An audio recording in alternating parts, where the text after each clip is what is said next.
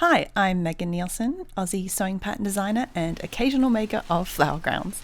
Today I'm going to show you how to make a beautiful adjustable flower crown.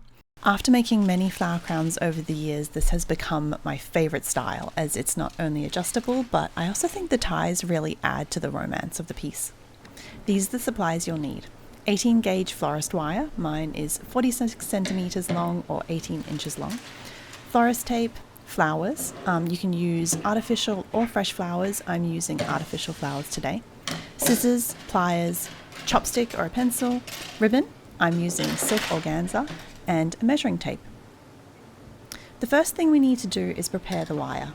I like to bend it into a very rough curve.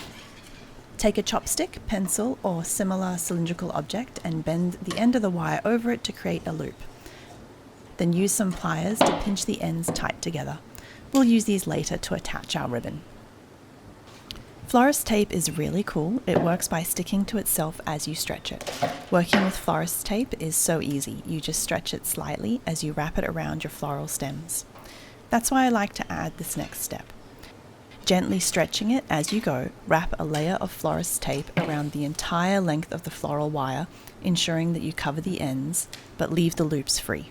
This will make your life so much easier when adding flowers, as the tape will now easily adhere to the crown. Cut your flowers into smaller workable pieces. Today I'm using a mix of artificial florals. As much as I love fresh flowers, I like that these crowns can be reused over and over again. When choosing flowers, I really like to have a mix of large and small flowers, as well as fluffy and more spindly florals. I like to start with the largest flower and place it off center. That way I can work the smaller flowers around it. It also provides a great place to subtly change direction when adding blooms.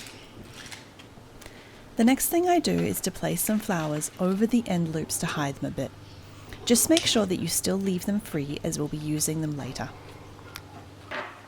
Now we can begin adding flowers to the floral crown and filling in the gaps.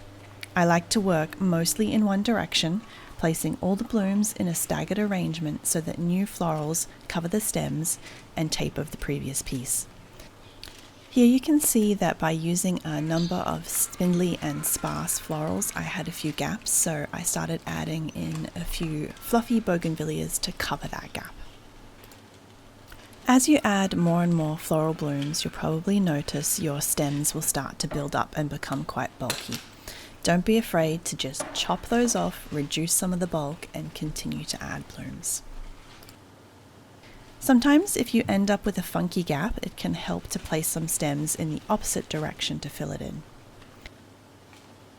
I like to make sure I'm mixing my florals as I go so that the crown ends up looking very natural and rustic rather than too symmetrical and structured. If, however, you prefer a more symmetrical and repeating pattern, you can absolutely use these same methods to achieve that. It's just personal preference. You'll notice that as I'm adding more flowers, I'm trying to place them on the outside of the flower crown and a little bit on the top.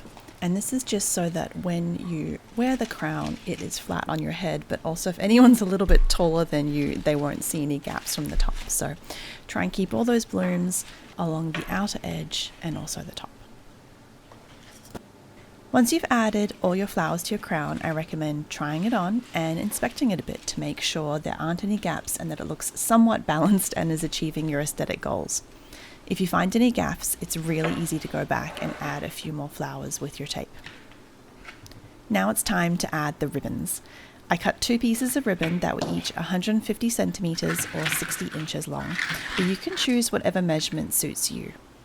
Once you have your ribbon, take one piece and align the cut ends to divide it in half.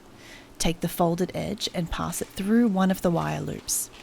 Pull it through enough to place your hands inside, then grab the rest of the ribbon and pull it through.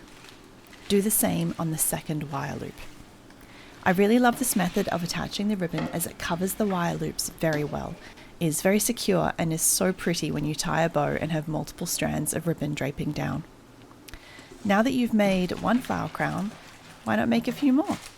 I hope you enjoyed this tutorial. If you have any questions, let me know in the comments.